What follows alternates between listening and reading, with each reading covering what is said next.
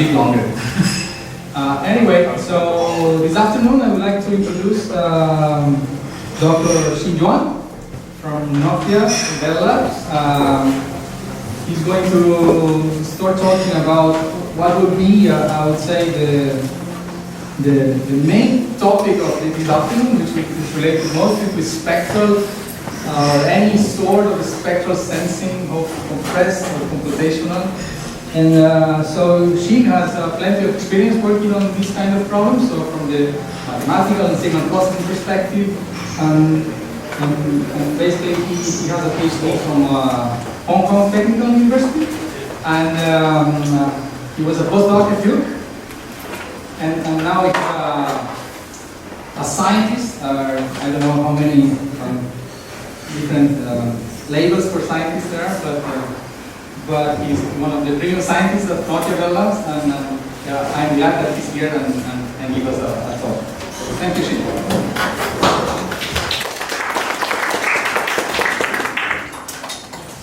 Okay, thank you. Good afternoon, everyone. So let us have to see that so well, right? So the only thing that for us is to give a good talk, to present. So you will see. So I'm trying to make fair between like optics and computer science, because I'm kind of in between. So if you can hate me, because you got most of the optics, but I will show you how to use the computer science technology to really care our numerical design spectrum, or care the recovery, like using your base recovery and stuff. So the topic is called snapshot compressive image, right? So of course we are doing image. Camera we are doing image. Then the second project is okay, compressive. So we are living in like maybe 40 or 5 or 6, even more than 10-dimensional space, X, Y, Z, lambda, frequency, and also different depth correlation. So, but the problem of when we are doing image is most likely our camera is less than 2-dimensional, right? So if we want to capture 8-dimensional signal, we have to do something. So we do compressive. And the other thing, the fourth word is called snapshot. So we want to capture, but what I hate, then from the bread is, I hate scanning or sweep, right? We want to do in one shot, we capture the high-dimensional signal. So the three words now came out, snapshot, compressive image. And Dr. Brady usually call it like a compressive color. It's almost same thing, but I prefer use a snapshot because we only need to capture once. So that's how the word comes from. Then there is theory. This theory is different from the optics theory. In optics, you have the how to develop the diffraction model, right? And since I'm now working at Bell Labs, right? If you know Bell Labs, you know Shannon limit, right? So the Shannon sample is sample. So we are doing some real information theory. So that's the difference. So it's an information theory. And then algorithms. So while we are doing computational image, so we capture something, we send to some digital signal processing, digital imaging processing, and we need some computation. Then we need an algorithm, right? Then at the end, if you have done theory, and you have a good optics system, you have an algorithm to make it work. Then what's the real application? And Professor Gallardo said, eventually you want to set up a algorithm and make it work, right? I'm just a guy who come here and stand here to give a talk. Most of the work has been done, so many guys. You see, very careful when I put the weather, we're ready. Some guy said, Demos Bureau, we work together on snapshot thing. Then Robert Kodak and a lot of guys, I think Patrick is now at Google, so they built, and also some guy from Xin Yuan. Now the state-of-the-art optimization-based algorithm have been developed when I did the Xin Yuan 2 years ago. The student came to the master's thing. He developed the best algorithm. I will show you how. And then some of my interns, and then we show it here in time, we dropped. And also a lot of colleagues at Bell Labs. I have several. So we are not at Bell Labs. I don't have students. So I only have some interns. So we have some intern students. So that's most of my collaborators. So let's start. So we're talking about camera. The camera simply just these three components. We have a scene, a lens probably, and a sensor. So what the camera will do, if you project the speed to a two-dimensional sensor, you still will get two-dimensional. So the problem is, well, then how do you capture light? Like Professor said this morning, the magic or the main important thing is the illumination. You have to have light and you integrate the light so that you can get a signal. So integration, capture signal. But what do we lose? We lose depth, we lose spectrum, we lose correlation information, right? For depth, you can see, okay, I use my eyes to see like left and right how deep it is. But because your screen has been trimmed, the camera takes a photo, the computer cannot identify depth. So left. So this is a problem, this is the what. So how to capture high-dimensional signal? Look at X, Y, Z, 3D, look at frequency or spectrum wavelengths, then pi. If you capture video, we have to use pi. Then we have correlation. So at least we have 6 dimensions, right? However, our camera, even divided by CTD, channel couple device, right? We get this guy 23 and his friend, they get Nobel Prize in 1990s. It's always nice. Right? If you can build a 3-dimensional sensor or a 3-dimensional display, probably you get a Nobel Prize. That's my guess. So yeah, we're living in a high-dimensional space, but our sensor, our camera, can only capture no light once, in one shot. That's the problem we want to solve. So we call snapshot compressive or high-dimensional data. I will try to cover as many as I can, and there will be a lot of unpublished work in my talk. But most likely I will focus on XYT is video, XYT is 3D, then XY lambda hyperspectral images. And then I will cover a little bit of XYZ, how to do optical metrology related to OCT. So now this topic, the key idea is not from me, like from Dave Red. So this talk, the key idea is to capture the 3D, high-dimensional 3D view. I will give my own opinion and try to explain it. I know some of you guys may be expert on this. I have done this for many years. You have done this for hyperspectral in many years, but I give my own opinion on this. I hope it's not wrong, but usually I'm wrong, so I'm pretty down now. So what I want to do, we want to capture this cube, X, Y, lambda. So all our goal is to try to capture the signal within this cube, 3-dimensional cube. So what we want to do is, okay, we put frame by frame, right? We just do frame 1, lambda 1, lambda 2, lambda n. And then you try to use element product, use a different mask. This mask is what I plotted 4 by 4. The white means you let it go through, black means you block the light. So it's binary modulation, but these are different masks for each channel. If you could have a different modulation, then the scene was modulated like this. And eventually, because you only have a single 2D sensor, you just integrate them and capture this one. We call it coded measurement or compressed measurement. So the key idea is this. This is optical design. If you can implement this idea, I will call it building a snapshot compressive image sensor.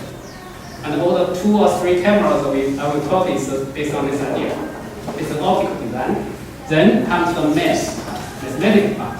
Yes. The key step in snapshot compressive image or computational image is we need a computation, right? We need a computer science guy or algorithm. After you get this measurement, and you know these masks, and you design the hardware, you know given masks. If you can recover all these capital N frames, then you can recover the cube. This is the reconstruction part. So I use the 2 slides, one optical design, one computer science or algorithm, then we solve the problem, right? You see, we can recover this. So we are doing both. So there are 3 challenges, of course. So this is an interesting question. So first of all, hardware. The idea is beautiful, right? You only capture a 2 dimension. You can recover a 3-dimensional scene, so something like magic. Then how to build this? First question. Secondly, as I said, since I'm from your lab, right, we need a theoretical boundary or some theoretical guarantee whether it's really theoretically possible to recover 3D cube from the single 2D environment. I mean, you make it work, yes, but will it always work? This is the testing. Something like in our communication system, that's from 2G, 3G, 4G, 5G.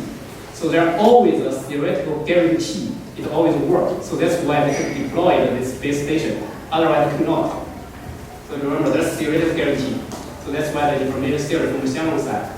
So then, after you get this, you said, okay, I built the hardware, the theory works well. Then, if you want to push it into real application, you have to build algorithm.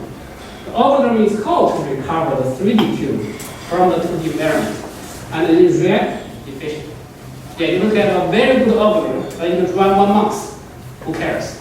So how to build it efficient? So I will talk both that. This algorithm part of I talk about both the optimization, traditional optimization based, plus the deep learning based. Let's go through this. First hardware number 1. So it's called casting. Most of us know this one. Coded after snapshot vector image, right? So the idea is this. You have a scene, you have a binary mask, just a single one, physically fixed. You have this process. Then you get it. I will explain next slide how you get it. The idea is still ready, is here, right? 3 papers, more than 12 years ago. Interestingly, the theoretical guarantee, if I'm correct, I will just develop that last year. So that's all. So how do they make this camera spec right now? We're the maker, you're the thinker, is that right? Who was first? We did it without thinking it would work, and then what was enhanced proof books. Who was the maker or who was the thinker? Yeah. So maybe different was maker and just some thinker. Depends. So let's do this. Let's go through the idea. Some of you already know. So you have x, y, lambda, q, right? But by the way, you have to remember what you want to do is this one. You want to use different masks to modulate different lambda. That's your goal here. So you have x, y, lambda, q. You have a physical mask, it's fixed. After this, the cube will be modulated by the same mask. This is not what you want. I mean, what you want is different masks. So at readiness, they're ready, okay, let's put a parameter here. So this 3D cube would tilt it or shear. And when you sample it by the 2D detector, you sample this way. So now you see the every pixel or every measurement element in this detector is a weighted sum of different spatial location and different spectrum. So you use a single mask. Plus a disperser.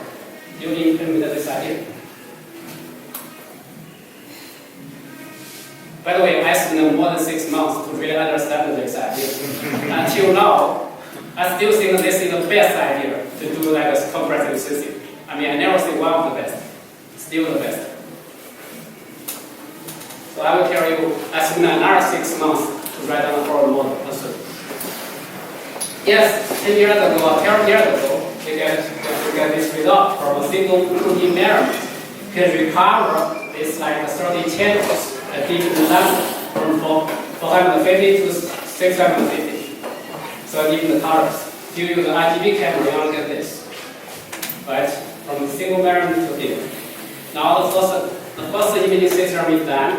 It works beautifully. Then the second one. Okay? Coded after compressive temporal image. How do we do temp? We have talked about x, y, lambda. Now we do x, y, t. Like in time. Remember, we still want to do this. You really open your eyes or close your eyes. But we can recover like from this measurement, single measurement, we can recover 148 frames. It has to be the frame to really show how the eyes get open. If the camera is working on like 30 frames per second, what do we get? You can recover the capital NT frame, right? For each one, you just vectorize same thing, 1, 1, and 1, till like a capital NT frames. Then how do you write down the mask? That's a challenge. That's what I said. I spent 3 years at Duke. The first half year I understand the case, second half year I write down this equation to create quantum networks. So the mask had to be written down this way. This is the first free modulation mask. You can vectorize them and put them diagonal. Second one, and NT1. This is a block diagonal system matrix. And after you write down this, and I read a lot of literature on compressive sensing, I feel bad. Why? Is it really theoretically possible to recover 3D? This model, nobody had write down before. I mean, of course, they already write it down. The thing is really no theoretical guarantee to make sure this works. Right? So we come to the theory part. Before that, everyone knows single pixel camera, right? They know couplable compressive sensing, right? So this is one 2D image, x1 to xn. You use a mask pattern to modulate them. You get one variant, you change the pattern, you get another one. Change another pattern, you get another, you get M. And they get this. Now you compare this one with what we have. Okay? They need an IIT condition, mutual coherence, at least is a full sensing matrix. But what we get is super sparse matrix. Any condition developed before compressive sensing is guaranteed cannot fit here. So that's why I said there is no theoretical guarantee to make sure SL can work. So the big gap, yes, there's a gap between these guys, they're super smart, and what they really do is they translate some gold knowledge of math to some guy we can understand. So everyone said there are people that are compressive sensing, but do they really solve the real problem? Sort of.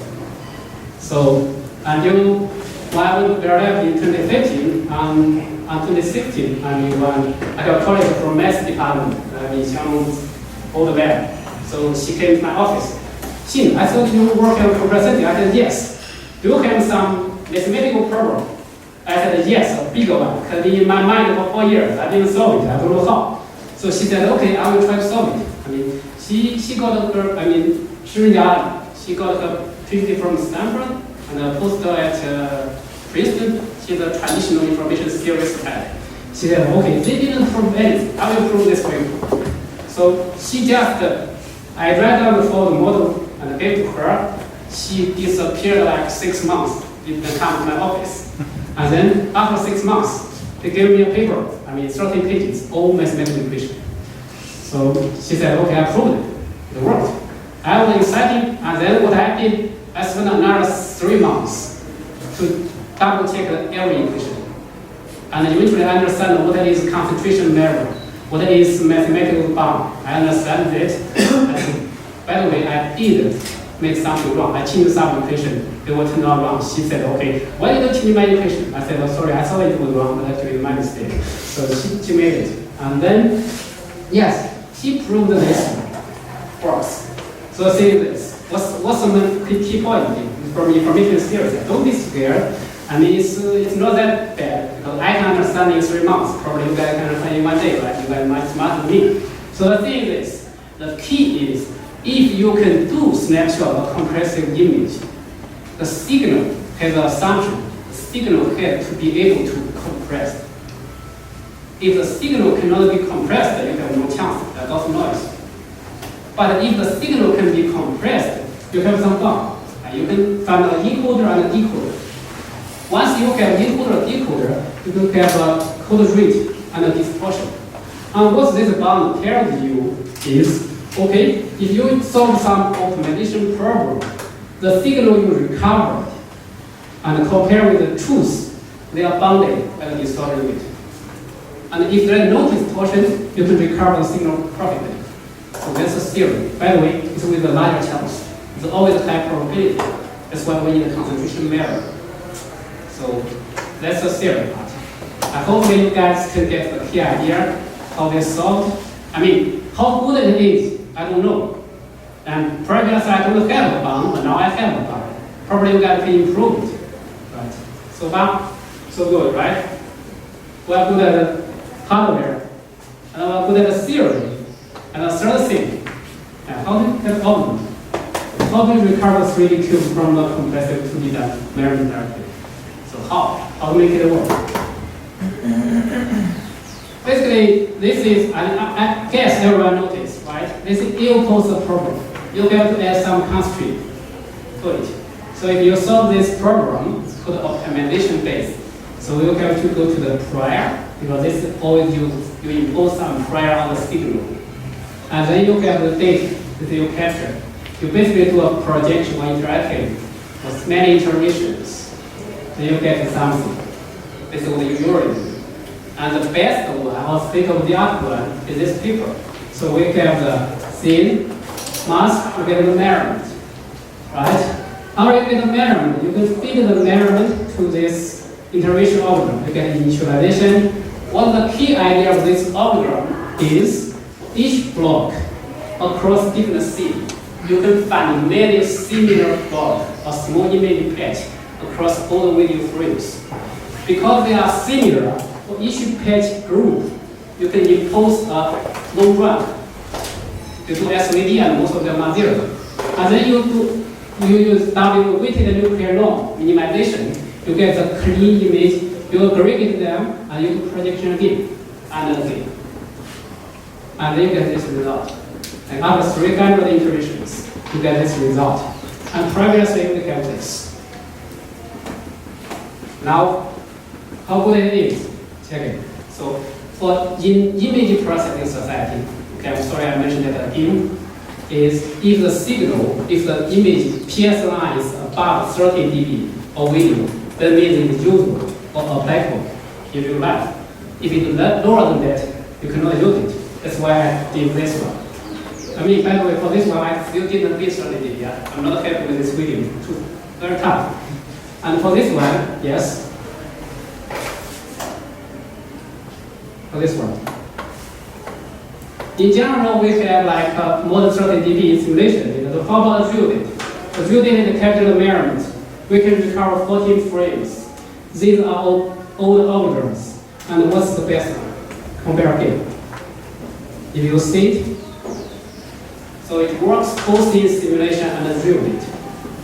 So after I got this algorithm, I sent the code to the brain, and he said he just started to run. 10 minutes later, he called me, Xin, when can I see the result? I said, probably 2 hours later. So this is different. He will run my algorithm. I saw this. Okay, then I said, okay, that's not good. We need to do something, right? To fix this. So how do we do it? So then I had a summer intern for last time. He came and said, okay, I want to publish a paper in top conference in computer vision. I said, okay, if you solve this problem, we can. So he struggled a long time, and I was record models. Okay, that we started with deep learning. So conventional automation algorithm, we solved it, we get a very good result, looks very good, but we need to wait many hours to get a good result. This is not what we want. So slow, sometimes that is not good. So we need efficient algorithm.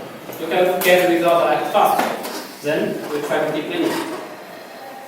So same thing like testing, right? What we did is, okay, probably if you guys will know convolutional neural network, you guys will say, okay, it's just a black box. Why do you just feed the measurement, throw into a very big neural network, then you get good results? I thought the same thing as you guys. Then the students spent like 2 months. He said, no, I can only get 24 dB. I said, no, it had to be more than 30 before you send the paper. So eventually we get this. First of all, we use a two-stage reconstruction algorithm. The first stage is, of course, you first need to get the measurement and mask into the neural network to get something looks okay. This is times 24 dB. So now, I said that if you want to work harder, I can write a paper for you, but you have to make it 30 dB. So he spent another month refining. He did this one. So it's a hyperspectral image, but every frame is an independent or not independent. But we can treat them as independent image. You just do a denoiser, you treat another network to refine the image, and eventually you get this. There is a lot of things going on here. By the way, this paper is published internal component this year. So, first of all, if you don't understand what's going on in your network, you can check these models. So these models are very good. So if you put UNet, it's something like a U shape. It has the encoder side and the decoder side.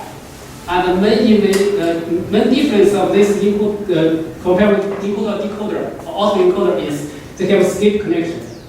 They have moved the features in the encoder to the decoder so that the result getting much better. If you only use the autoencoder, the result is 20 dB. We use UNet, 24 dB. Then I said, okay, try to make it better. There is a paper called attention map. The reason you use attention is because the encoder and the decoder features are treated as the same. However, in image processing, in images, some features are more important than the others. So you need to put a different weights on them. So we put attention map. This is the attention. And also when you use gun loss, generally for the Russell network, you need to treat it whether it's real pair, measurement, and also the Ricardo cube, they are real pair or not. So there's a lot of things going on. It's been many months. So we have a conditional gun loss. We have an L2 loss. Of course, you want to record the image.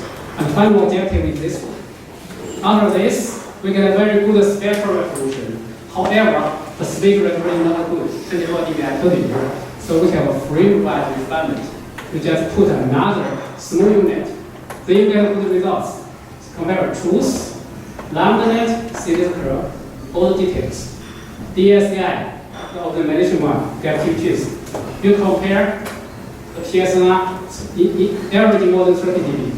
And also, the only one is this one. This one white is good, CM4 is this one. If you have a large area of black and white, the low rank will perform better.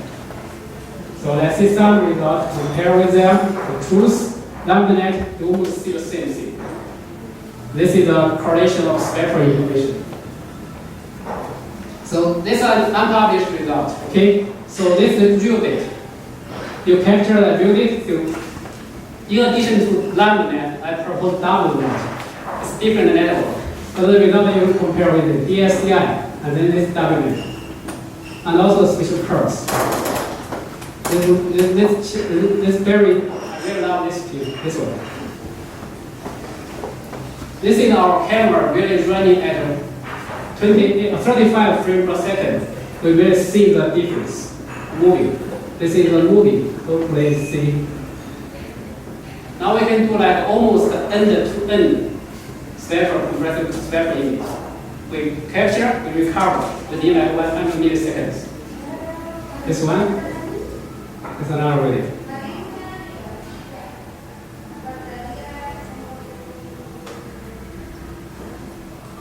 So lambda net we use a two-stage one.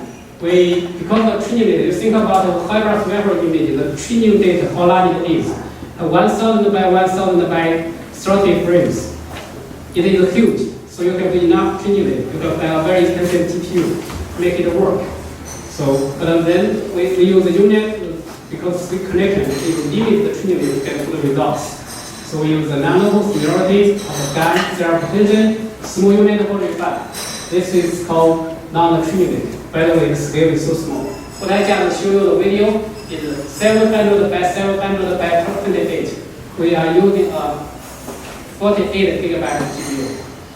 So it's very expensive, by the way, $7,000, $6,000 for what I bought for.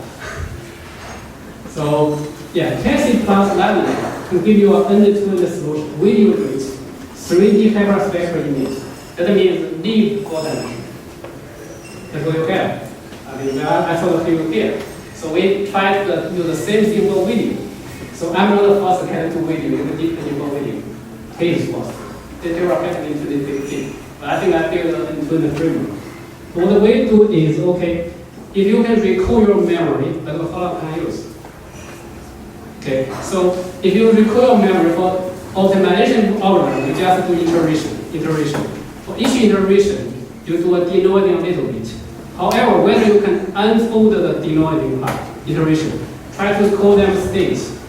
Use capital K state or capital K iterations. For each stage, you use a convolutional network to approximate the iteration. And then you trim this one end to end. You get a very good video results. That's another strategy. That's another paper you can think of it. So it's also very good. Now I will say some problem. Can we solve the large scale problem? I mean, I told you for CAD you can buy very expensive GPU, right? And for CAD, of course, same thing. You do 4K. You do 4K video. I mean, you either trim a network 2 weeks and show something, but then next day you came to me, I trim the hardware. I will tell you to wait another 2 weeks, but I need to trim the model again. So that's that. So optimization-based too slow, right? Deep learning-based fast, but not flexible. You have to wait, training, right? So we are running with training. Very difficult thing, right? You want speed, you also want accuracy, and you want flexibility. You want every of them to be good. Too hard, right? Now there is a solution. Design hardware, plug and play framework. You use deep denoising parts. Our optimization-based algorithm is like projection, denoising, with integration, right? However, can you simply change this one with the denoising neural network? Because there are many guys who already did this fast and flexible image denoising framework. You just change this one to a deep denoising network. And you don't need to train anyone because the same is all the image frame, they are still images. So you only do this, you get a good trade-off of both three. And now, what we can have. So previously, if they send me, okay, Xin, I need this 4K video or HD video, I said, you wait 1 week or 2 days. Now I can say, I can finish in 10 minutes. I go to the bathroom, come back, you see this. It's okay. By the way, this only capture 1 frame. What you recover is 190 and 4 channel with RGB and 24. This single frame, I can recover a 24 frame video, HD, is such a high quality. So now we are close to the real applications. And by the way, it only needs like 10 minutes. It beats the best or the fastest algorithm before. And all the other algorithms fail. They simply cannot run. They can run more than 12 hours. And it needs a lot of memory, but this one, 10 minutes. How about we try more, right? 50 minutes. This is 40. From 1 frame, you recover 40 frames. I'm an aggressive guy. I'll try to push the limit. See how good it is. 50 minutes. Not 4K yet. We will see this. Not 4K yet. We will see. This one. This is 4K. 1 to 48. 1 frame to 48 frames. Try to see whether you can capture the difference. What's the difference of this one compared with the truth? You have to be very careful to really see something here that's a little bit different. So like I said before, if you do video compression, it's more than 30 dB, it's applicable. You can use it to like this video. By the way, now I still need like around 1 hour for this 4K video. But you save a lot. You save this video. You have a lot of memory, bandwidth, cost. And now you only save 1 frame. You can recover a 48 frame video. Right? And it's only within like 1 hour. It's normal. By the way, this is the normal desktop plus a single GPU. It's not expensive. You don't need to train an end-to-end network to make it work. End-to-end one may be finished very fast, but it's very, you have to train the network like 2 weeks or even 4 weeks. How does that look like for real? Right? We will do. Okay? This is DSCI. This is PNP and match. How long that takes? 2.7 seconds. You only spend 3 seconds to get this one. And sometimes I would say this is also better than this. Or similar quality. See this line. You finish in 10 seconds for real data. And this one, the previous versus DSCI, I spent hours. So now we get a very efficient algorithm, and we see okay how it does real data. I built a large scale. This one is kind of a 700 by 700. This is the 10 frame for the real data. The 10 frame looks beautiful. 20 frame getting some X. 30. Okay. 50. So if you drill to 50, that means for 30 milliseconds, every like 0.7 milliseconds you get less than 1 millisecond you get one frame. This is not bad, I would say that. So now I can do it. And then before that one, if you do compression more than 20, I will say no, it's too aggressive, and you have to wait very too long or train a very huge network. But now I can do it in like 1 minute. So let's look at. Now let's go through some other applications. I know my talk is kind of a little bit dense, but the main issue are already done. I mean, algorithm, theory, model, all of them done. We go to some other utilities. What's our application? Okay, we can do capture one frame, you can recover spectrum and also time. So it's joined camera spectrum has been with you. And we can do depth, right? You can, like Professor Hassler said, you get a patent called multi-purpose. Yes, we did this. You have a three-layer scene. You capture either this one in focus, this one, or this one. So what we did is we capture one image, all of them are burnt. Then we can recover all clean image plus the depth snap. That's snapshot. And also we can do correlation. You capture one frame, it gives you 4 different recombinant or different clarity states. And also we can do like a stereo image, has speed plus 3D, X, Y, Z, and T. The resolution is 1 centimeter. This is the OCT. I mean, you capture one frame, and you get a 3D cube. Resolution 10 micron. And I will show you a video. How you see it drop down, and with 20 milliseconds, you see the 3D cube. And your measurement is only a single frame for to recover a cube. So this is X, Y, Z. This one, you modulate a microsurgery to use a tweezer to pick up a small glass to move out the entire process. And we can give you a real-time 4D. Let's see the video. Take this ready. Oh.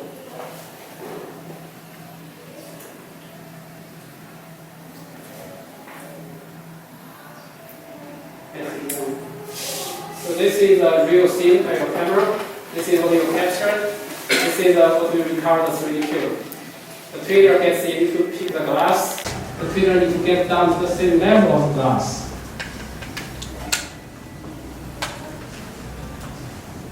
You can see the resolution changing for every like a few micrometers.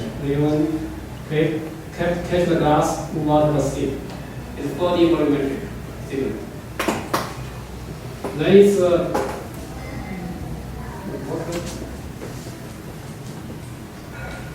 this. Sorry, I don't know what happened.